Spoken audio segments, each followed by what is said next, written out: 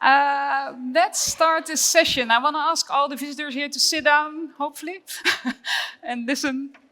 Thank you. Okay. I see some people walking in. Thank you.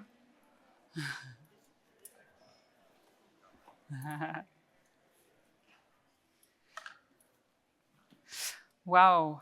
Thank you. Okay. Well, welcome everyone. I'm very happy to see you all here because you made the only right decision for this moment. Just to tell you that. Yeah, we will have some food during lunch, but we have food for thought. And that's what we're going to have today here. We have a very nice panel. And I want to mention the title of the session. It's all about debating ethical generative AI for education, sector-governed solutions and critique. And this session is hosted by SURF. I'm working for SURF. I'm working for SURF Vendor Compliance. And SURF is a cooperative for the Dutch education and research sector. And with Vendor Compliance, we do a lot of DPIAs. You probably have heard about our DPIAs. Copilot, Zoom, Adobe, Canvas.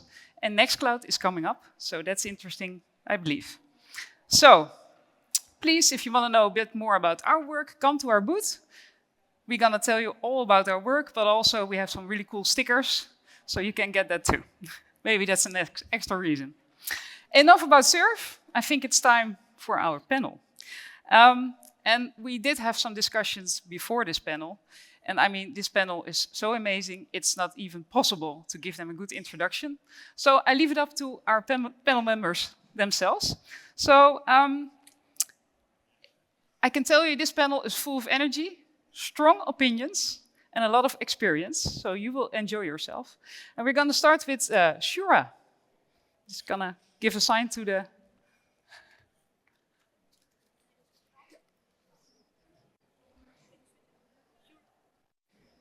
SURF and NPulse are building the future of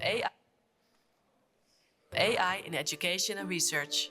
Institutions want to seize the opportunities of generative AI without losing control over data, privacy, and freedom of choice.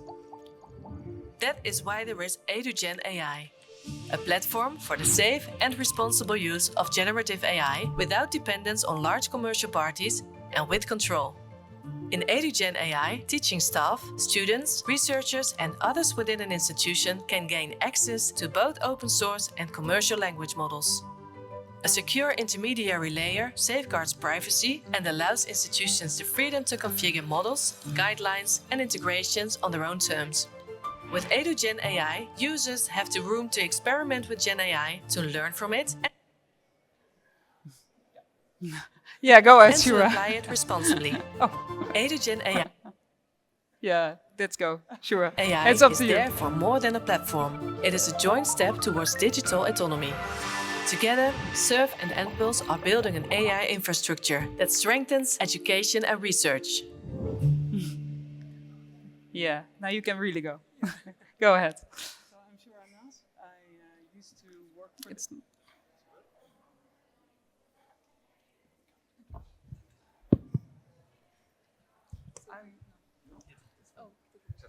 I'm Sjoera Nas, thank you. I used to work for the Dutch Data Protection Authority as lead of the internet team, conducted a lot of investigations into big techs. And then I moved to the private sector, to a privacy company, which is a privacy consultancy firm. And I still get to pick fights with big techs, but now on behalf of clients like SURF and the Dutch government, I write a lot of these very lengthy DPIAs, data protection impact assessments. And they're public, and SURF is actually advertising them on their booth in the foyer. Yeah. I'm very happy. But I'm here to talk about generative AI, right? Because I've been commissioned, I'm working on a lot of different DPIAs on different generative AI models, chatbots. One is already published on Microsoft Copilot, and the other one on EduGenAI is like a whole new type of experience for me, because I got to sit with the developers of this model that you just saw in the slides to think about privacy by design from the start, from a technical and like an ethical perspective. What can we do if generative AI is here to stay? And I have a lot of critical notes and opinions about generative AI based on my experience with testing, well, all the common names that you all know. But we thought, okay, but what can we do if we think about it, we redesign it, we reverse engineer it from scratch, right? And then re-engineer for human values and perhaps even Eurocentric values, I'm not quite sure. But at the very least also sovereign in a European way, that we designed something, an interface which is open source and hosted in Amsterdam in SURF's amazing data centers. Because SURF also has these, SURF has a bunch of NVIDIA chips, which is quite unique in Europe. They already have data centers that host these like Snellius experiments with particle calculations. So they have the compute to actually start thinking about what can we do ourselves instead of just interfacing with a web interface to model and a culture hosted in the USA. So we sat together and we developed this. First of all, we realized we cannot build an LLM ourselves. So to really start from scratch, unfortunately, was not possible. So we had to think, what can we do if we depend on given LLMs? Because we don't have the capacity or the manpower to create a SURF LLM or a European LLM, even for that matter. We have this initiative in the Netherlands called GPT-NL, but it's trained on Dutch data in a proper way, in a copyright respective way. But it uses an existing LLM. So so if you start from there, what can we do? What guardrails can we build? How can we ensure that users can choose between locally hosted LLMs in open source models like DeepSeek and other well-known Mistral and the ChatGPT OSS open source version? Users can choose between those models hosted in the SURF cloud, which is in the Netherlands, and access the external LLMs, but through a privacy filter. So we had really interesting discussions about how to ensure that it's not a data extraction machine like the other LLMs normally are. And our kids are not data calves, right, to be milked for their data. So we need to do something which is respectful and contributes to education in the classroom and in universities as well. The end result is still work in progress, but I'm sort of happy that at least we have like an intermediate alternative, because it's a given. Students, teachers, everybody uses generative AI. And Debbie asked me, why do you personally care about generative AI? And I want to share something from my private life. I'm a mother, and my son went to high school and he had to read some old Dutch books, which I remembered from my own education time, was not the happiest time of my life. I like reading, but some of those mandatory Dutch literature books are far from pleasant. So I asked him, okay, so if you use generative AI, instead of reading the book to just create a summary, how would you do it? Let's sit together. And let's start asking the AI, how many chapters does the book have? And the AI answered like 5 chapters. And I said, is that correct? Can you please look at the index of this book? Oh, 13 chapters. Oh, that's a pity. Then I said, you want to know what happens to the protagonist in this story, right? So we asked the AI, how did the protagonist die, right? And then the AI said, oh, yes, he committed suicide. At the end of the book, he was very sad in Indonesia and he couldn't match with the culture and blah, blah, blah. And I said, is that true? Did he commit suicide? Can you look up that last chapter and see what it... maybe not. Maybe ask the AI, well, I'm sorry, he didn't commit suicide. What happened to the protagonist? Well, he dies at the end, very sad and lonely. Again, not true. And we repeated this question 3 times, and I realized my son has had a very good education, and he was not prepared for the amount of hallucinations and inaccuracies that the AI generated. And just by sitting together and saying, instead of telling him off, don't use generative AI, we just sat together, and it also created this acute awareness in me how the hallucinations in the AI are a feature. They're not a mistake. They're not something we can fix. It's essential and critical to the core of generative AI. So how are we going to use that in education? So, final sentence. Thank you. The purpose with EduGenAI, my advising about the privacy and data protection aspects, is to add a little bit more friction.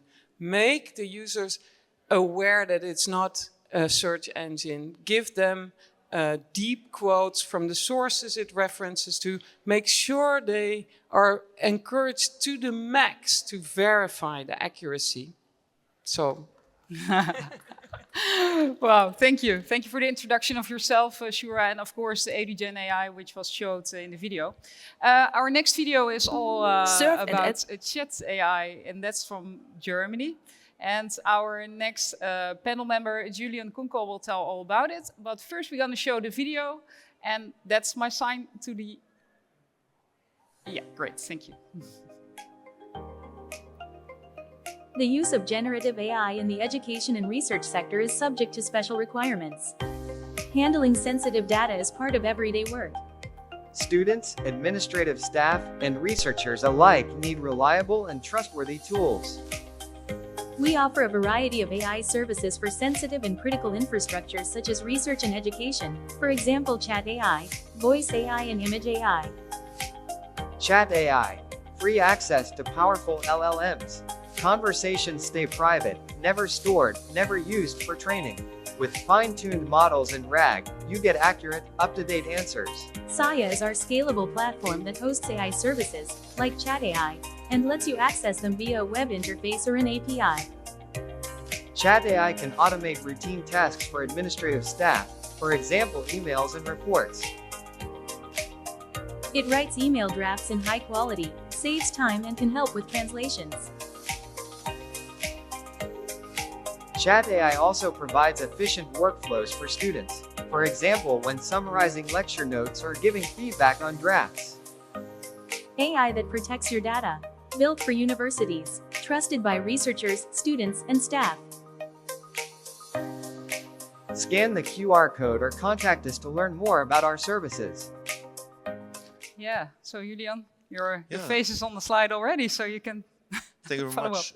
So I'm a professor at the computer science department and University of Göttingen, but I'm also a deputy head at GWDG, which is like a data center for the university and a national IT competence center. We have the KISKI that was on this slide, which is basically a national AI service center as well. Yeah, so we are one of 4 national funded service centers providing services throughout Germany. And one of these activities that we have is Chat AI, which we use in the education context, but even beyond, we have more. We offer it also in medical content and so on. Yeah, so we see a big picture here. What I wanted to give you from my perspective is, I think we are really about to move into a new era. Yeah, we move past what we had done as humankind into an era where using AI, we can really unleash potential of our brain that was basically occupied, I would say, with other activities, and we can move, as we have heard, to critical revising information and making basically this validity. Yeah, I think new eras are really saying there is a huge gap what we have done, right? In Earth's era, I would say we go into what I call the Neumocene, which is the era of AI, brain, and thought. Yeah, okay. So really making a step forward. But that will change everything we think and we know about teaching. Yeah, teaching, I see already, I'm the father of 5 children. Yeah, so I see already how much AI changes and impacts my children, and they are up to 14 years old. Yeah, so they use this to answer questions, but also we can use it in parenting, right? Aiding, but the thing is, it needs to be ethical. Yeah, it needs to be correct. So we need to be part of this story. We must be part and not leave big companies, especially monopolies in the worst case, the decision of this. Because education, I think, is so fundamental to us, it must reflect our values. So let's be part of it, and I look forward to this entertaining discussion. And I hope, just to say one thing, I hope you guys come with difficult questions and not with simple questions. We should have here some kind of hard discussion. And rebuttals. I'm sure our audience will do that, so thank you. Let's move on to the next one. Cynthia, very happy to have you on board here as well. Maybe you can introduce yourself. Absolutely. So I am Cynthia Liem. I'm an associate professor at Delft University of Technology. And I have a background as a computer scientist, but also actually as a classical performing musician. And from that double combination, ever since I was a student, I have been thinking about these questions of datafication, the opportunities also there. I studied in the time that big data became a hype thing and data became available digitally. And as a musician, of course, I used to be very much constrained by whatever was in the local library of my conservatoire. And I thought as a musician, as a pianist, I wanted to play not only these names everyone knew, the Bachs, the Beethovens, but also these lesser-known composers who also reinterpret what already was there. And also to illustrate that, like as a classical pianist, even in our pedagogy, we've always been trained to think of whatever a composer wrote down. It typically looks like this. It's written in score. That's what the person really intended, and you shall render that as precisely as possible as the person wrote down. Ooh, my slide disappeared here, but it's still there. But then the interesting thing is, if that is so, there is one optimal interpretation of this. Also there, I as a human am faulty. Why would I even bother? But if I would sonify this to you, and let me ask to play the example.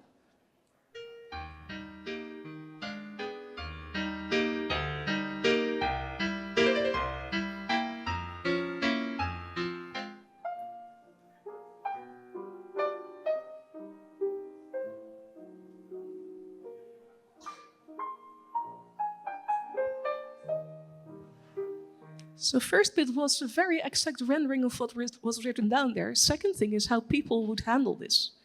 What the people do is not what actually is written down there. They use this text, but they interpret it.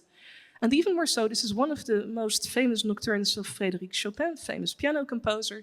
It's been played thousands and thousands and thousands of times. It's a bit cliché for those who play the piano. And still there somehow is worth in playing it again. And actually, you are not supposed to completely copy whatever your teacher even told you to do. Even more so, Chopin as a teacher wanted his students to be inspired by bel canto opera and to improvise based on what was written here. We didn't record that because we didn't have recording technology back then. So even there, the way it was intended to be rendered is not how we now have been recording it in audio and what we now set as the aesthetic standard. And that to me has been quite interesting because I see us doing the same in data. That we do pretend that these notes or these standards or the things that everyone agrees on are true to optimize for. It's inherently so in how we do AI and machine learning. Even more so, this idea of you shall play Bach or Beethoven because they're so famous. As a musician, I've heard that a lot. It would help in getting audiences in. They knew what they were going to hear. Then again, I would say as a musician, I'm also an ambassador to come with lesser known composers, to be an ambassador to that. And that was always really difficult because then you'd become this experimental fringe person who wanted to do unknown strange things, which was really interesting, but that is how the market works. So even in that type of way of positioning myself as an artist, I've seen these institutionalizations or expectations happening. And even there, this idea of who now is canonized has historically emerged. Like, Johann Sebastian Bach was not significant in his own times. We started appreciating him truly universally only in the 20th century. He died in 1750. If Netflix would have run then, if Spotify would have run then, he would be completely insignificant. We would have thrown him away, not worth. And only now we are appreciating him up to the point that he is almost godly in our world. So learning from that, I wonder in what we now see, and I am a teacher in the university. I teach responsible AI and computer science to by now 420 students.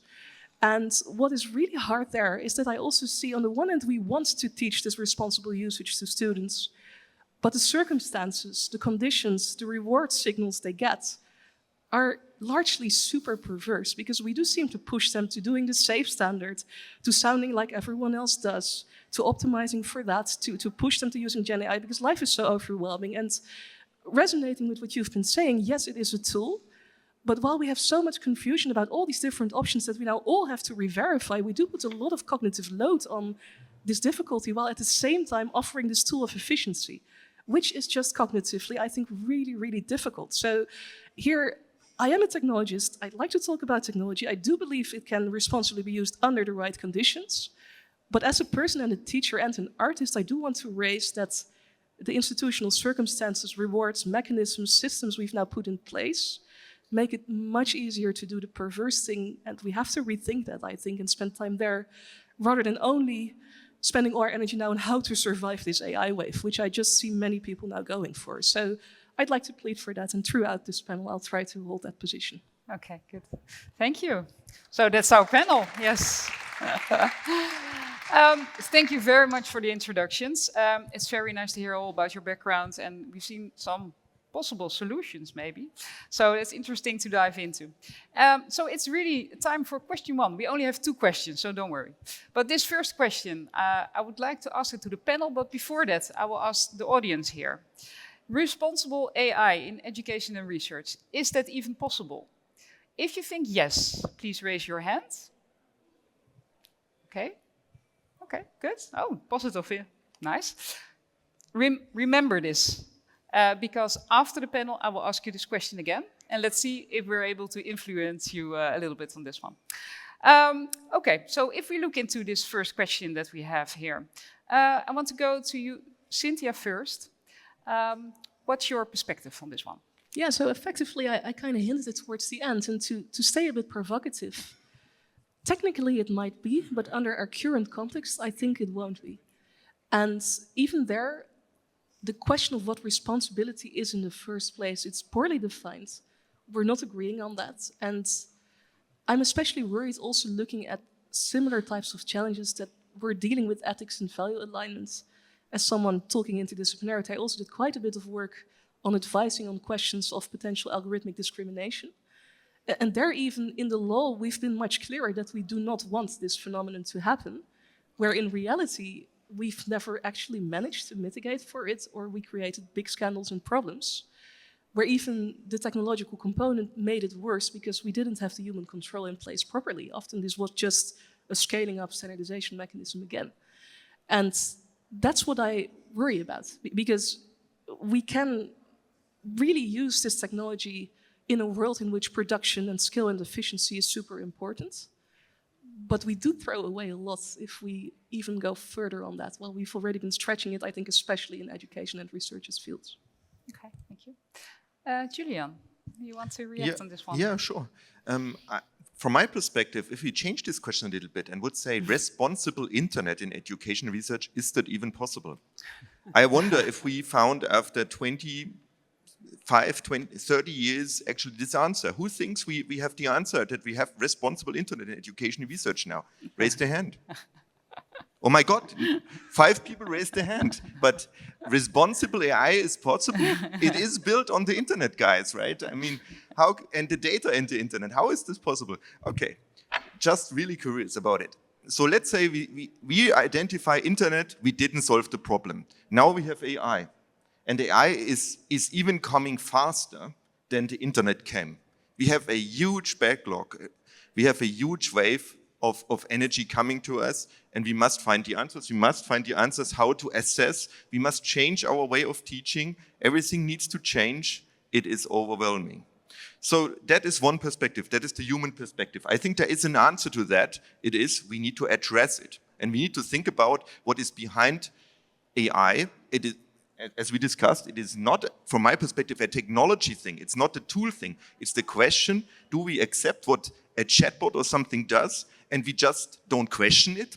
Or are we kind of the truth seeker as a person? We look into what a chatbot says, and we criticize it as we would have criticized, some some fancy guy around in the kindergarten or something that tells you something, this is what Donald Trump does or something when you are a child and the world goes to ruins or something, right? So we have to be really this kind of critical people, and that is what I try to get also with my children, and you mentioned this as well, right? We have to make them critical, and if we do succeed here, then we manage, I think, and I see a future for us.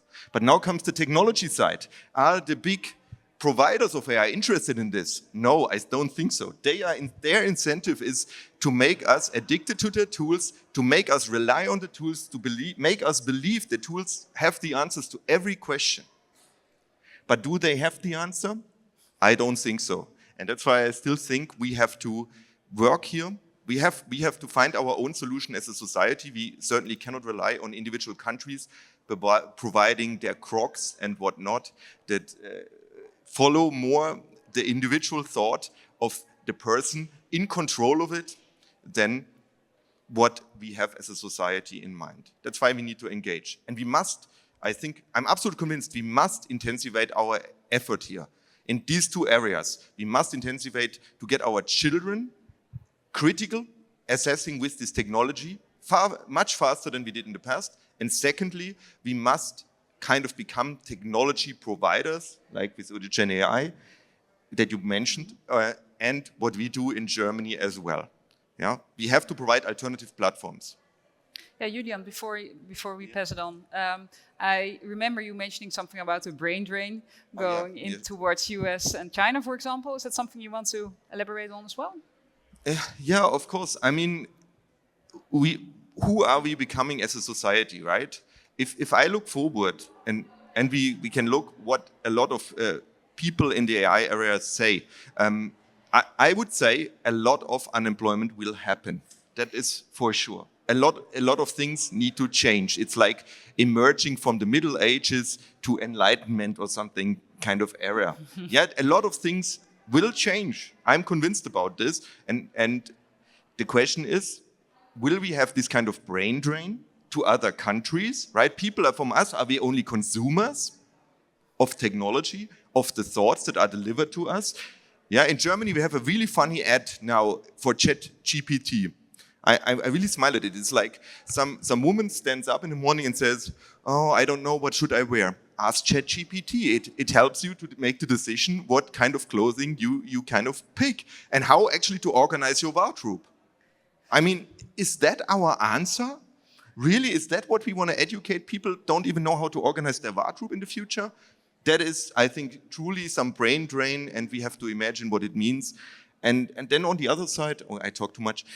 We have Google Maps, right? We had a long debate about it. Yeah, we had a long debate about is Google Maps and this ability loss that we have as a generation, not being able to navigate from maps as we did in the past, is that bad for humanity?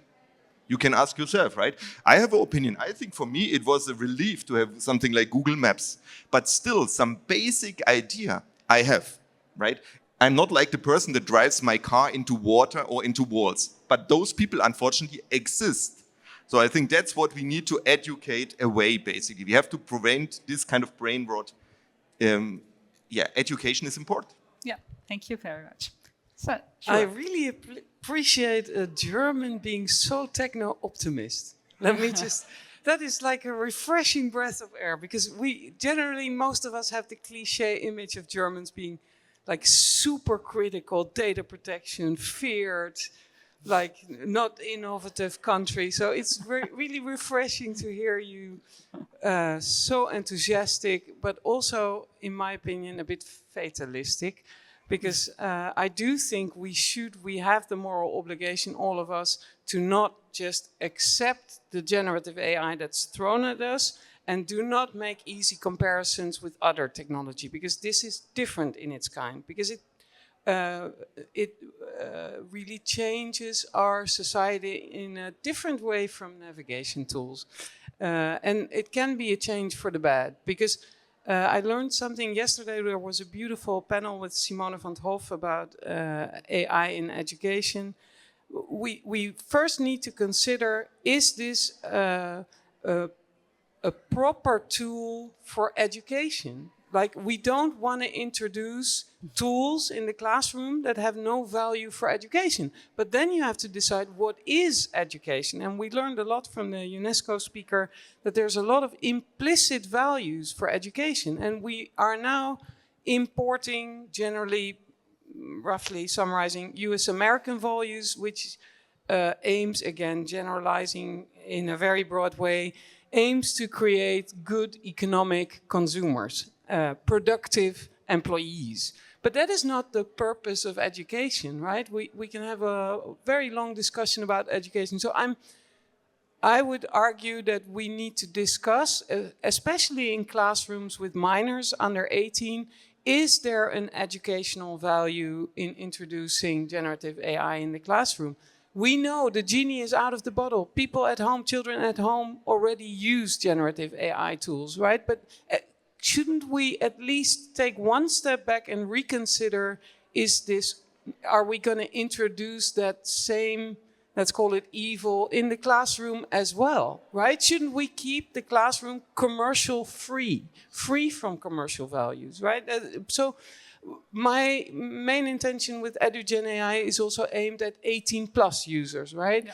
And one of the beautiful things I see is that we're now considering more about data sharing, our collective knowledge. One of the most beautiful things about EduGenAI is that it creates like a common drive for education organizations, and they can easily share their slides, their presentations. They can create a so-called persona, which helps teachers like collect their teaching materials and let the class access those teaching materials to ask specific questions through the AI, but also share it with the other institutions. So improve the collective knowledge about proper education, basically. And in my opinion, the next step for EduGenAI is that we shouldn't limit ourselves to just use it as a chatbot, right? Which can be nice, but it's not the end goal of AI in education. We should also invest in search engine capacity. Like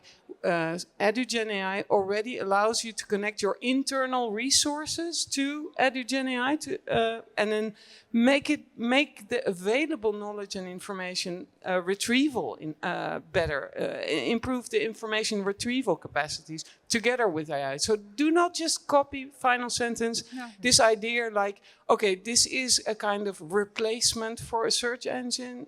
Take it the next step and let's join forces in Europe. Yeah, I saw Cynthia Liem glowing up when we talked about proper education, I believe. So maybe you want to address that? So let's say, also in what I hear here and what I'm seeing, it's not necessarily about this particular technology per se. Even what you now also say, Sjoera, about the benefit of EduGenAI, it's much more that maybe now there then would be a platform with proper affordances that hopefully incentivize people to exchange. And there again, that could be technology mediated, and we're very used to that. And there again, I am a technologist, but I just wonder if we aren't just failing to human have proper contact in many cases, or proper discussion. And even there, we already see now that that's just managing what's coming at us because we have to survive takes away from that type of time. So if we think of education and research, we do know there's way more production now. Reference lists get way worse. There needs to be much closer reading on whether a reference actually exists and if there is a citation, if the citation is proper. And we have seen that. I see that a lot in my students' work. I see that, and we hear reports up to, I think, like high-ranking journals. We see this happening. It also shows, I think, how we have morally just failed caring enough about valuing that aspect of doing research and properly grounding in other people's work. But if also our time as reviewers that already was scarce should now be in figuring out all that, again, you are absolutely not productive. And if we kind of trust it happens or we're forced to use the tooling to figure that out, again, we're committing on some kind of skill that maybe we could just get ourselves out of the loop and it's sloppy enough but passable enough, right? And that's again a standard that I think typically in research and education fundamentally we do not professionally have. Then at the same time, if these are the reward signals, then sometimes I'm thinking I might be better off just detaching from these professions and just talking to people honestly, because this is not the way of working I'm also willing to do. Yeah. Okay, thank you. Julian? Okay, so I think first of all, what we have to educate our children? One thing is values, ethics. Second thing is socializing. The third one I put now there is kind of skills and capabilities, for example, knowledge. So where can AI and will AI change? In my future perspective, there is a very high chance that will have personalized tutors for individual children to cover a large chunk of these areas that I just mentioned, except socializing. So what will schools potentially be from my perspective? Schools will be the areas where you learn socializing. And in fact, if you think about it, my children now, they actually have classes that are about socializing, psychology, interaction, how do you be nice to each other, that you can do team up and these kind of things.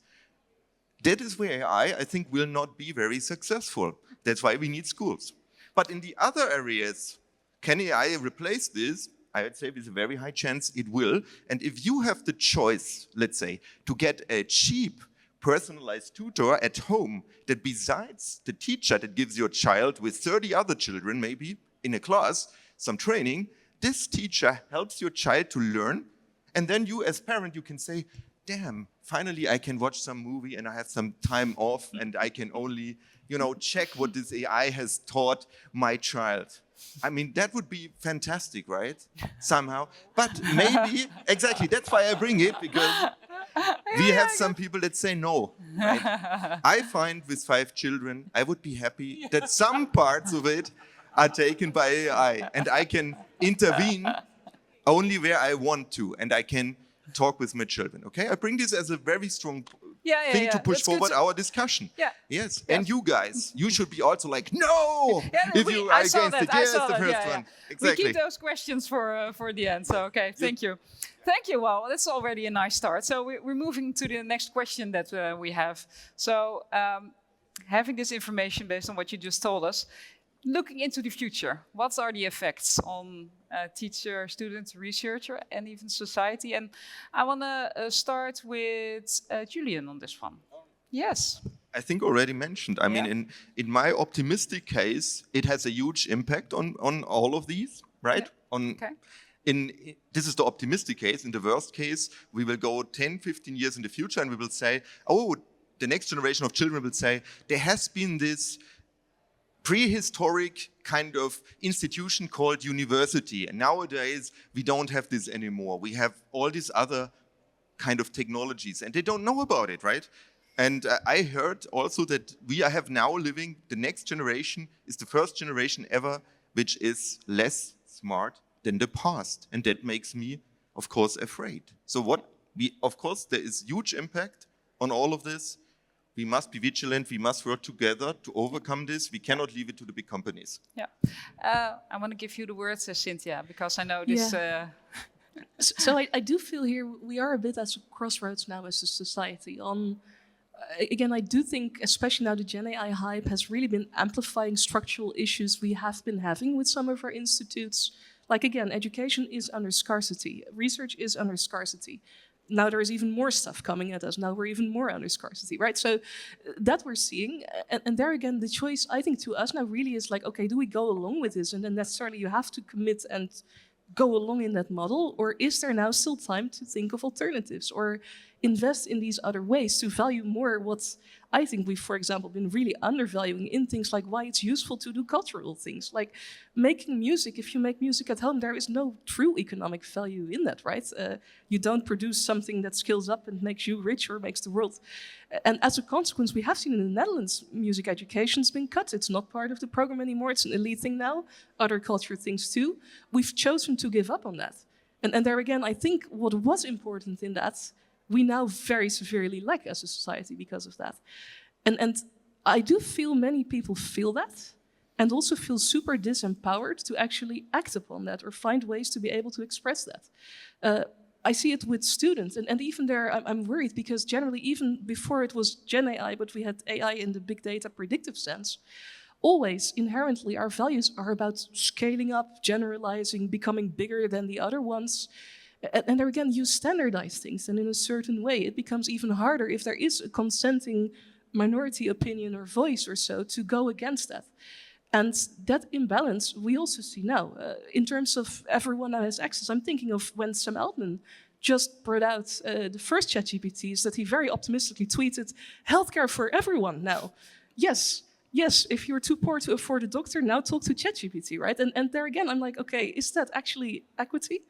Or are we now just giving the cheap thing we don't really care about to those poor people who cannot afford it, and we legitimize this? Yeah.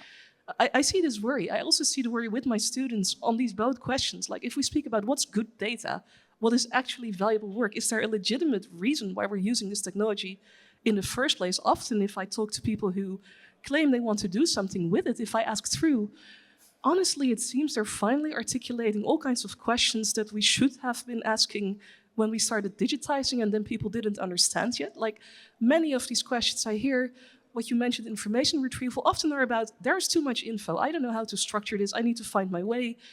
And then my reaction would be, then build a proper search engine. I'm not sure if you really need a chatbot for it, and especially not such a big one. And of course, also as an academic, I cannot really publish anymore about such simpler technologies, because we did that 20 years ago. But we've kind of forgotten that they existed, and for something that should be effective, maybe it's good enough. And there again, also this human-to-human contact. I also do see that while we are overwhelmed, I hear it in schools even, that now there have been lots of these information access requests coming from parents that are worried about their children's process. And then if it becomes a formal information request, you formally have to comply and respond. So it becomes a super quasi-legal affair, where those parents would not actually talk legally, so they talk through their chatbot, where then the school needs to respond in the same language, knowing the parents will not actually genuinely understand. So again, there'll be a chatbot on the other side, and you have your stories too, Sjoera. But there, like, is that really the world we want? Shouldn't we just, again, talk to each other as human beings in some way? And while we now are needing to comply with these rules and the responses, we have even less time to properly do that. So that's just what I wonder. How can we protect that? One question directly. So can you tell me, I mean, I heard a lot of what you said, and I agree with you, but what is your conclusion now? What I listen a little bit is we should abolish basically AI. You question it, right? Should we abolish it and get rid of it? Is that what you're saying? So the issue is, if we speak about abolishment, often these discussions very quickly polarize that you're for or against. I do not necessarily want to go there. Like, if I should take a stance, and I would incline towards abolishment, but I know it's not realistic given that it's out there. And there again, I just don't want to spend all our time on policing in all these ways that we now see happening. And I want more room for the human thing and for the human connection. And I don't know how we create the space for that, how we create the incentives for that. I have a good question about this kind of human interaction, okay? I'm also working as a Dean of Studies in computer science. My colleagues reported we had introduced a chatbot for our students to get kind of some first level support as studies, during their studies, okay? And what he reported after half a year of having this in production, it's kind of 1.5 year project it was. Yeah, half a year it is in production. He said now he actually gets more interaction, he gets higher quality interaction, and the interaction that are like, oh, I didn't understand in module 5, how is it like this? I would call it not so smart questions maybe, they are all gone. And people are better prepared. And he said this was a great success because more people come. And I, as a professor, I also think, what I want to teach my students? I want to spend high quality coaching, same as my children, by the way, and not on, sorry, read again sentence, this is an A, my little child. It's not a B or C kind of situation. Yeah, okay. Yeah, I remember a discussion we had before this session, and it was all about education being a production process. And that's I think, the tension between you two in this case. Yeah. So I do think, and I do also think, I'm not sure how large your majors are. I think with these 420 students, just culturally, the issue is they do become literally a number and a data point that I will not remember anymore by that skill. And if that is so, the risk of them weaponizing these tools as an excuse to not have to interact with me anymore becomes just bigger. And there again, it's not necessarily technology, it's a technology in a certain circumstance. But we've been seeing overall, also broader in the university, that also because these chatbots are just so friendly and nice, and they will always tell you you're right and you should never give up, students might even prefer them just staying at home, studying with the slides and with whichever chatbot they prefer, rather than even coming to class. Last year, first year I did Responsible as a course. I try to do first an hour of theory and discussions, and then an hour of discussions between the students in the class, also shuffling them to speak to people they would not normally know. And I had literally students then walking out of my class because they didn't want to talk to other students. They found it really uncomfortable, up to the point my course evaluations had complaints that I made them or tried to make them. Luckily, also there were other evaluations that appreciated this, because even there in how quality assurance works in our education institute, if I only would have complaints about me making them talk to each other, I would have to have acted on that for the sake of quality assurance. So that was an interesting thing, but even if we are there, and there again, these students were COVID victims. They started their studies in COVID times. I understand it's really awkward to talk to human beings. Totally, especially if you're a computer scientist, I get it. But there again, if we fail to do it, if it's so much easier to then go to the tool, and there again, what makes them then go through that friction that you're also calling for, if it's just so attractive? Yeah, okay. Sjoera. So one other completely different topic is environmental impact, and I think we need to add more friction there to make people aware that every question basically equals 3 dead trees. So how are we try to design like a thing with little lightning flashes or flames. What LLM you choose matters. How much energy usage you afford per question, right? And I'm hoping other people can come up with other creative ideas to add more friction in that way, to also make people aware, like, do you really want to ask what you can put on your pizza, or could you just think for yourself for a second? Is it really worthwhile using a chatbot for this? You know, OpenAI released this report like a few months ago about 1 million questions, what people actually use, and that's consumers and enterprises. So it's one big mix, they didn't distinguish. And it's like 60% is about dinner recipes. Is that really the most productive use of our energy? Like, sorry. I like very much dinner, so I think it's really useful. And of course, it shows also, I think, one of the risks that we have with the chatbots. It is, we as humans, right? I think we have a certain energy budget over the day. I would call it awareness and kind of way of thinking, right? So maybe you learn something, maybe you have hard work, and at the end of the day, maybe you want to relax, right? You don't want to think so much about something. And then comes this chatbot where you say, and you ask it, man, I don't want to make a decision, but maybe I want something with cheese. And the chatbot tells you, this is a good recipe based on what I know about you. Is this helpful? Maybe in that specific situation, yes. Would it be better to pick out a book and learn by yourself? Maybe if you had an energy budget remaining. So I'm not saying, you should do this if you are a whole day lazy and on your bed, and then at the end of the day you should do something like this. But maybe you had a hard time and then you appreciate it. So I think it's this mix. And that brings me what you said. Yeah, you said in your class, right? I think there are different types of people. There are some computer scientists that learn like this better and others like this. I think they should be forced. At some point to interact with others and learn, is this a good way for me to learn? And if the answer is, I see the value in it, they should keep going with it, and they will naturally do so. And I say this because we had a big discussion. Students are not coming anymore to my lectures. We should force them to be. And then we had a discussion, and the conclusion was, for us, maybe our lectures are not so, they don't see the value in it. And that's why they don't come. So maybe we can change the lectures to make them see our value, and they naturally come. And I think the same is with human interaction. And there are different types of people. We have to also accompany them. I see this very positive. So.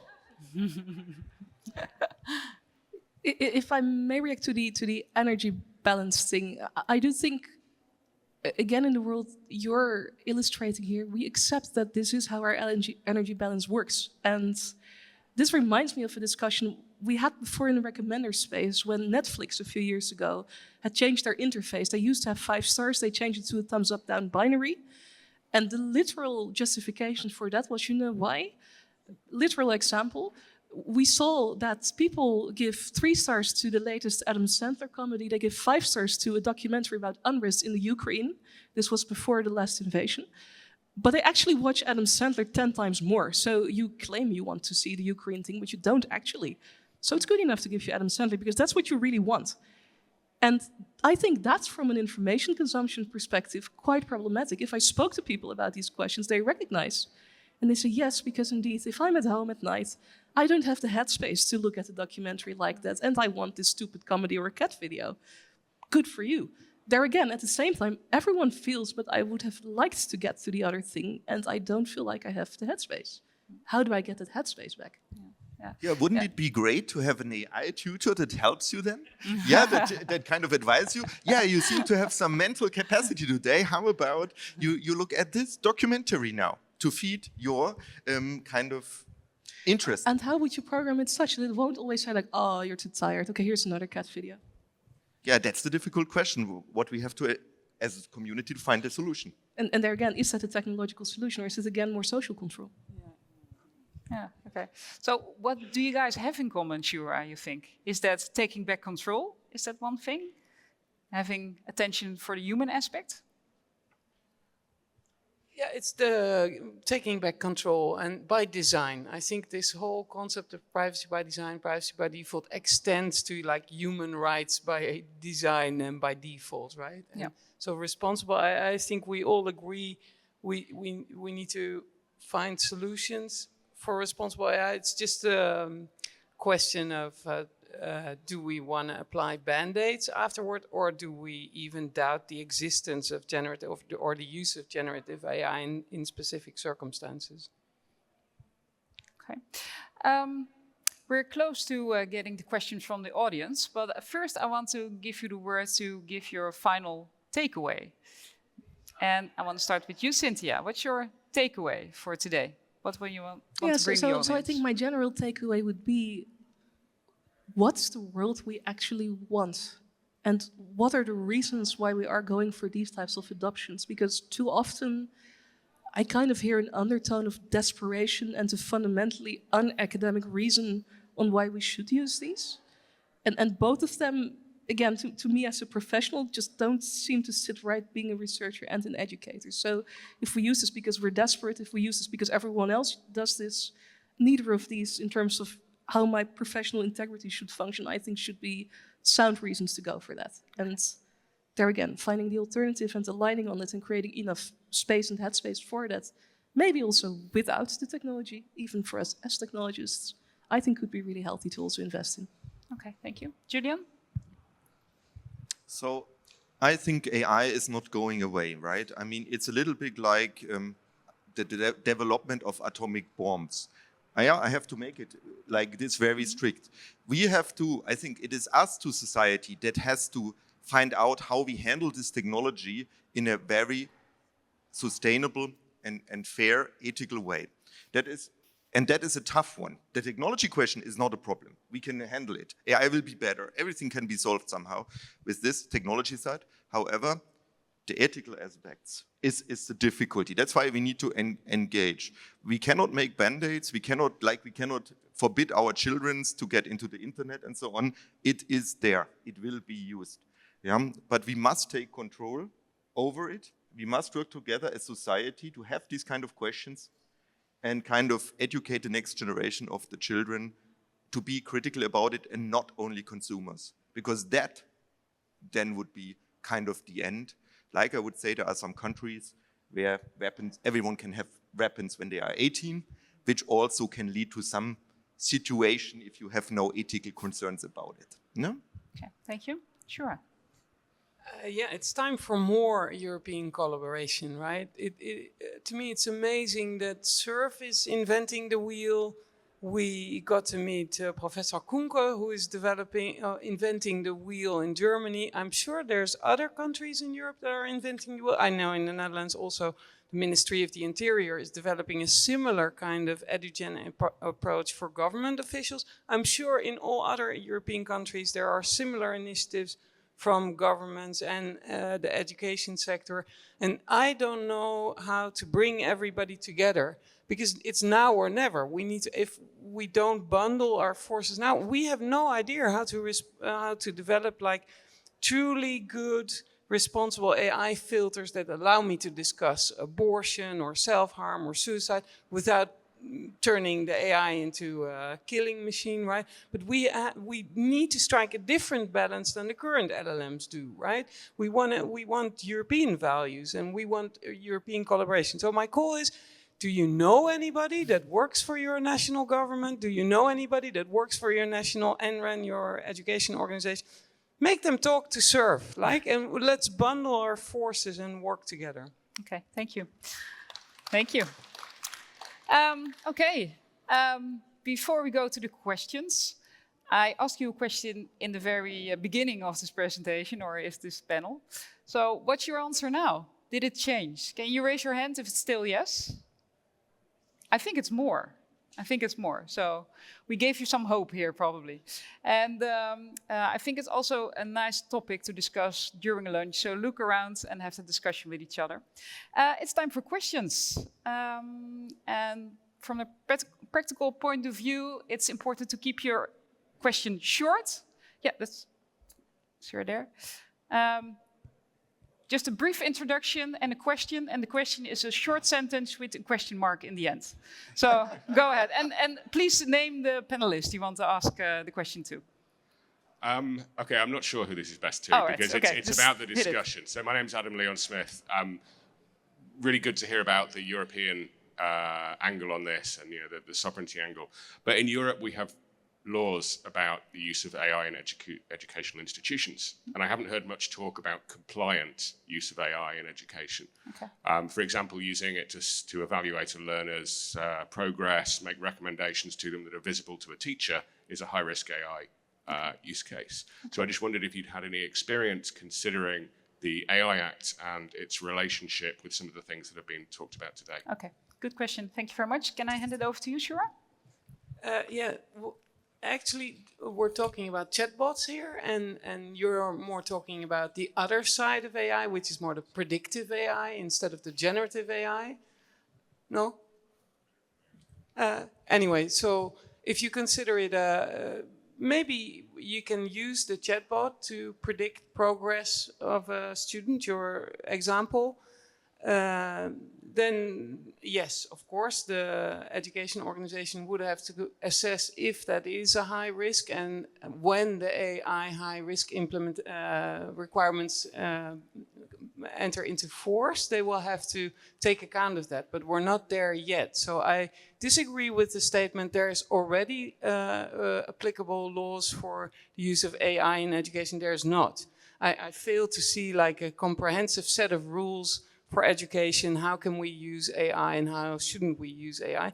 It's like Wild West. Like every school, every education, every research institute just does something they think is right. Of course, there's the GDPR, right? But we all happily ignore any GDPR rules about data breaches when you upload all these documents to these US American third parties. Data transfer, nobody discusses. So it's...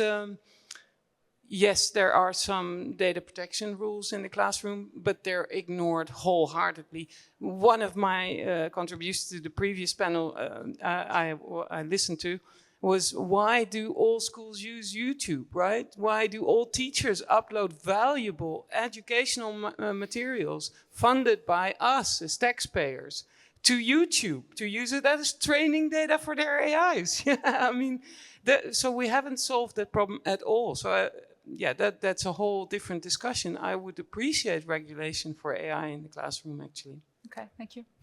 Yeah. Yeah. So as she said, I'm absolutely sure people are using this. We have more than 100,000 users. I know people are doing it. They're using it to assess value from the students. That they do it. They don't know. Maybe they don't are educated what exactly it means, but I know some that know about it, and they just say, it just makes my life so simple.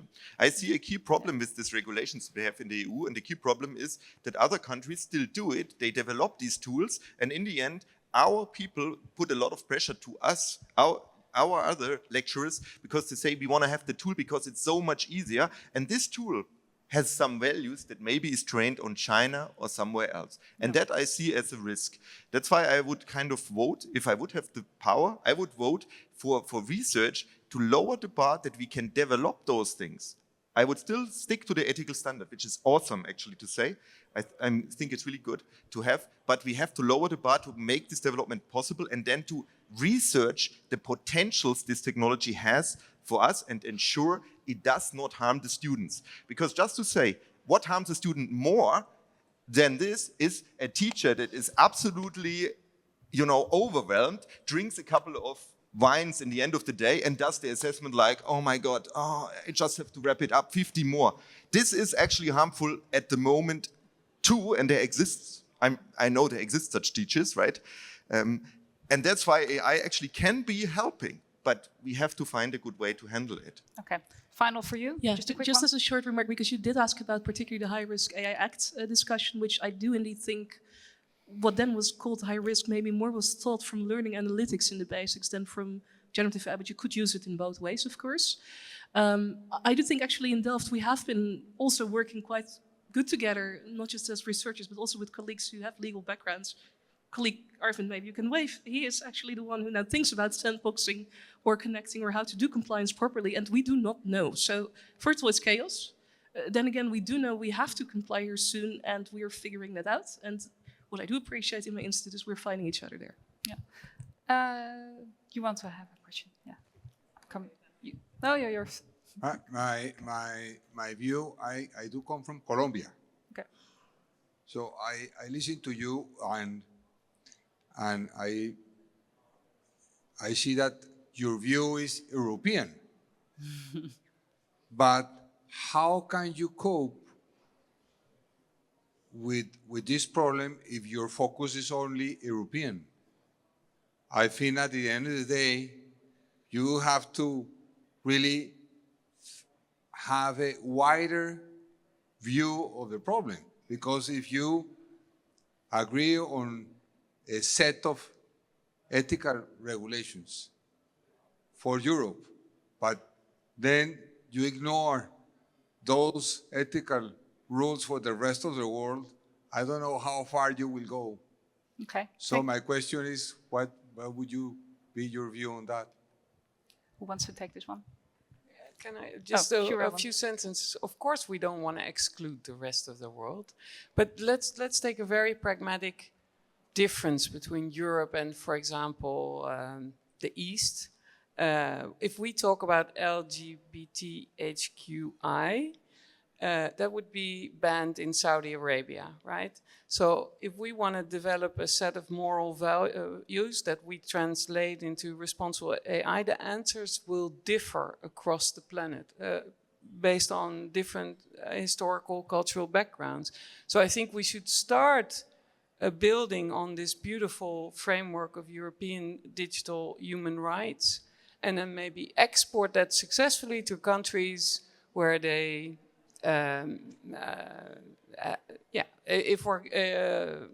that have different cultural values.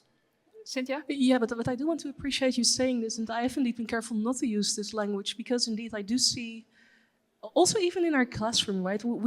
I'm in a Dutch university.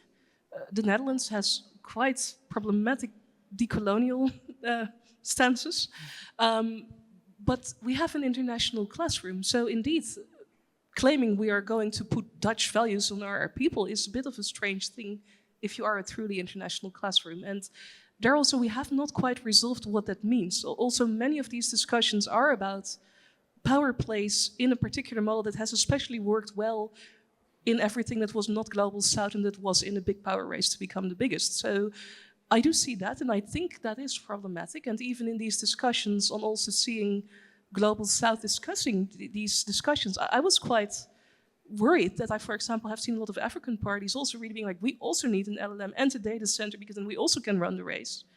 Where again, if you think of how much it depletes, and if that really is what the world needs, and what other wisdom may be here that we're now kind of also ignoring to impose this model, I do find that also problematic, and we haven't yet found a proper way to acknowledge these other types of voices and maybe other ways of knowing and knowledge. And there again, if we standardize standards that we've also recognized at scale in what we legitimized, it's harder to get through. So I do think there is an open challenge there that we have to think of.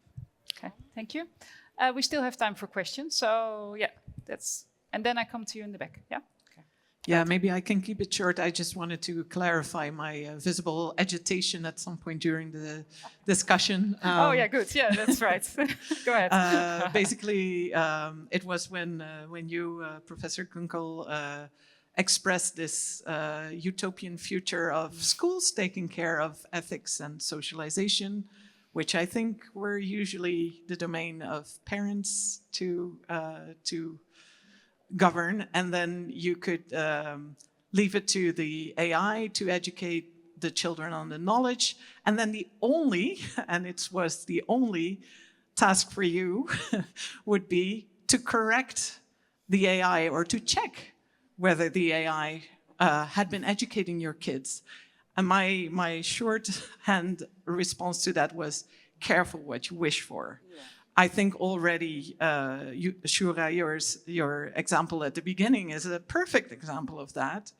And are you then not like putting on parents, and which parents are in the position to actually do that? And well, you are putting on parents to correct these models that you have no control over, speaking of taking back control. I don't think it is as, I fully wish for you and all parents, also in line with Cynthia's idea of we should go back to culture and we should enjoy it. And you were mentioning watching a movie, and we would all have time to watch a movie together and to have quality time. Careful what you wish for. If you are to correct the AI in educating your children, it will be more than 24 hours a day to do that right. And you will say, oh, that's too much for me, like your teachers are saying, that's too much for me. And then they will, you will delegate that to consuming an AI that you have less control over. So anyway, be careful what you wish for. Test. Oh, 5 minutes. Okay, wow. I did see a lady. Can I react? Oh, yeah. Oh, sure, you can react. Yeah, sure. No, you can. Yeah, you can. I mean, this is not a wish or something, right? I'm just saying this is, from my perspective, the most likely outcome if I look into the future, what will happen based on the technology perspective, okay? And what I was saying, and just... Yeah, keep it brief. Yeah. I mean, generally just saying, and if you look now what children are already doing, right? They somehow have to gain knowledge, and they can gain their knowledge also by talking with their friends, right? Not everything the friends say is true. So I, as a parent, it's my obligation, of course, to realize there is some conflict with my child or to clarify what they have learned from the children. So in that sense, I see a similarity what the AI does, right? And the same actually, and it rarely happens, that teachers teach my child something which I claim is not ethically correct, right? So in that sense, I see an opportunity here. That's all I'm saying, okay? I see an opportunity here as a tool to assist us, like do books and other information, and it needs to be on this side that this information that the children get is as good as possible and as kind of looking at from all the different perspectives, and not just from one perspective where, for example, another child tells my child, you know, everyone that drinks a beer is a bad person or something. For example, right? This kind of stereotypes is not what we should teach. We don't want the AI to teach. And that's kind of my point. Okay. Thank you, Julian. Last question in the back. Thank you. My name is Alex Potts. I'm the Data Protection Officer at UCL, University in London, a global top 10 university. So a lot of what we've been talking about DPIAs and trying to get all of this compliant is my and my team's job. My question comes from actually examining the question itself and whether there's a benefit to separating out these types of discussions when it comes to education and research. And I think, Julian, it builds on one of those comments that you just said, because particularly in the UK, academic freedom, a lot of the time I have to just let academics do what they want. And so actually then my job becomes putting in the frictions, or rather making it frictionless to use the more ethically compliant, the more data protection compliant tools. But when it comes to education, that's where, of course, we have a lot more control, more of a duty of care, certainly in the UK. And that's where perhaps the university should be more controlling over what students use and also what the university as a whole is using to provide that education. So yeah, I just really appreciate kind of thoughts on that. Okay, thank you.